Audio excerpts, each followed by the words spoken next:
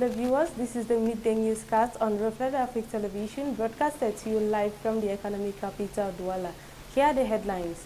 The German government has disbursed additional 6 billion francs CFA in favor of the United Nations Development Programme's Regional Stabilization Facility to support displaced population in the Lake Chad region. During the 129th Ordinary and Elective General Assembly, the members of the organization GCAM again plebiscited Celestine Tawamba at the head of their rally with 213 votes against 10 invalid ballots. Schools have shut down in most states in Nigeria after the abduction of over 300 schoolboys in Katsina State last Saturday. Details of this will be developed in a moment, dear televiewers. This is all for the headlines.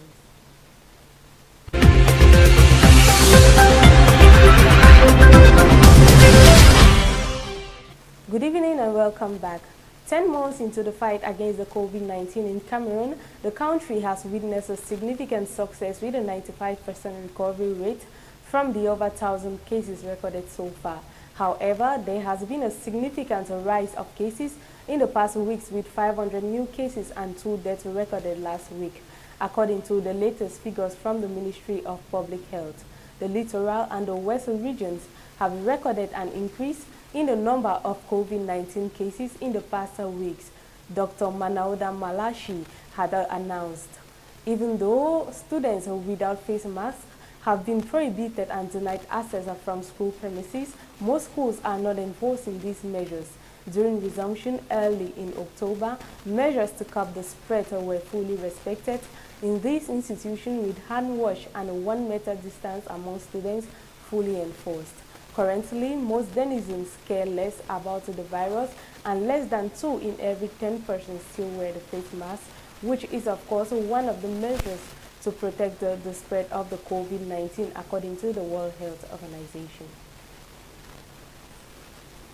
Onto the southwest region of the country, Chief Ewome John Eko, popularly called Moja Moja, has demanded that all Northwesterners should quit the Bakwere land in the southwest region.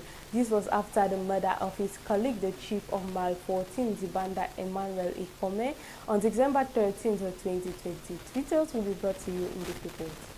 According to point 4 of the preamble of Cameroon's constitution, every person shall have the right to settle in any place and to move about freely, subject to the statutory provision concerning public law and order, security and tranquility. Despite this law, Chief Ewome Eko John, popularly known as Moja Moja, traditional ruler of Boassa village in Boya subdivision, is asking non-indigenous Bakwere people to leave within 24 hours. Moja Moja says armed separatists operating in Boya are all from the northwest region and have an agenda to kill all Bakwere chiefs.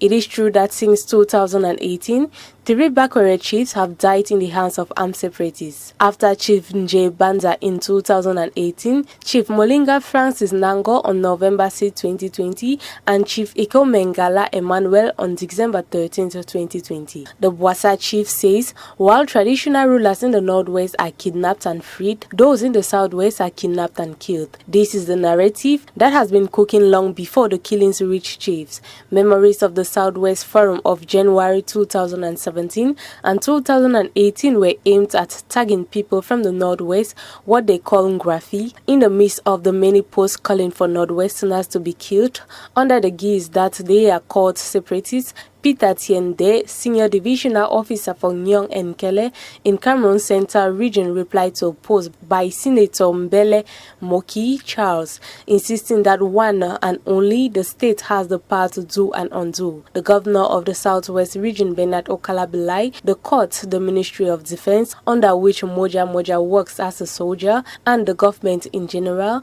has failed to address the xenophobic sentiments harbored by Southwesterners against Northwesterners in the Southwest region.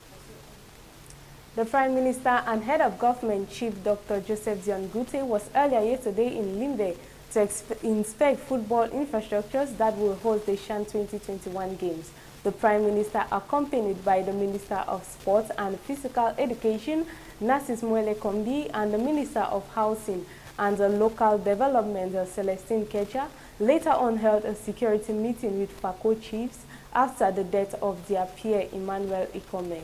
The meeting comes on the heels of a recent development in the socio-political situation of the English-speaking regions, and according to the Prime Minister, there is need for all traditional authorities to come as one and mobilize against this evil, which is insecurity. We earlier announced in the headlines that the German government has disbursed an additional FCFA 6 billion in favor of the United Nations Democratic Program Regional Stabilization Facility to support displaced population in the Lake Chad region. This information is contained in a release issued by the German Embassy in Yaoundé on Monday, December 13, 2020. And according to the release, Germany's support to this facility will get to FCFA 26 billion so far, after it would have added another FCFA 3 billion by 2021. The Regional Stabilization Facility for Lake Chad was launched in 2019 by the United Nations Development Program with the objective of ameliorating security, reconstruct essential infrastructures, and of course, provide means of subsistence to communities hit by the Boko Haram insurgency in Cameroon, Nigeria, Chad, and Niger. In Cameroon, the facility covers over 3 communities, including Amshide, Limani, and Mayo Moscota, and envisage activities in Blangoa and Hill Alifa. The inter-employer group of Cameroon, that GCAM, plays the card of stability during their 129 Ordinary and Elective General Assembly. The members of these employers' organization again plebiscited Celestine Tawamba at the head of their rally. 213 votes against 10 invalid ballots. This is the result out of the polls. Barely re-elected, he clearly displayed his willingness to represent his peers whenever need be. Sandrine Doué tells us more.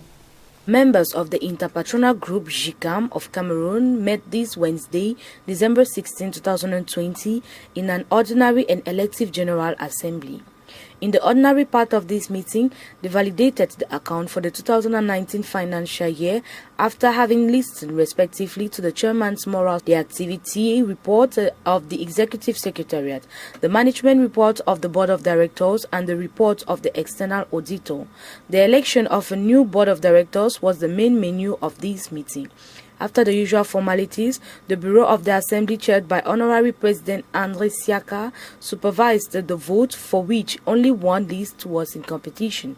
At the end of it, the results are as follows. Voting 223, valid votes cast 223, ballot void 10, that is 4.49%, GCAM in action 213, that is 95.51%.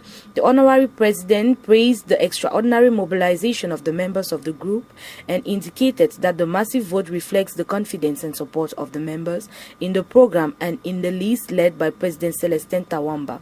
In his inauguration speech, he warmly thanked the members of this plebiscite.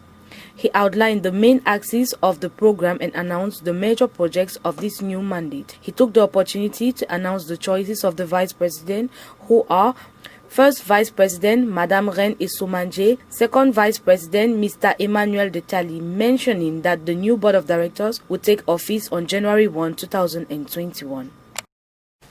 Sandrine Doué on that report. It brings us to the Nigerian government says it is reopening 4 borders crossing with Benin and Niger more than a year after they were shut in an effort to stop smuggling of agricultural produce and weapons. Other borders point will reopen at the end of December 2020. Last month, after some initial reluctance, Nigeria ratified its membership of the African Free Trade Zone. When its official launches it in January, it will become the second largest free trade area in the world. It aims to significantly increase the value of intra-African trade.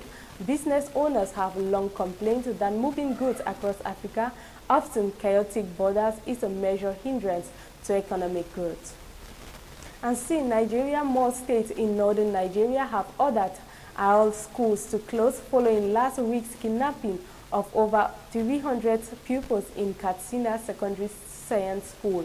Kano, Kaduna, Zamfara, and Jingawa have followed Katsina in closing schools following Friday's attack. The Islamic militant group Boko Haram has said it was behind the raid. More than 300 children are still missing, raising fears for the safety of other schools especially those in remote areas. Meanwhile, the Nigerian Union of Teachers has threatened a nationwide strike unless the government urgently improves the security situation. Ladies and gentlemen, it has been a pleasure hosting you. 7 p.m. The English edition will come up and African information will be broadcasted to you live. Up next is Le Journal de 13. Stay tuned and have a good day.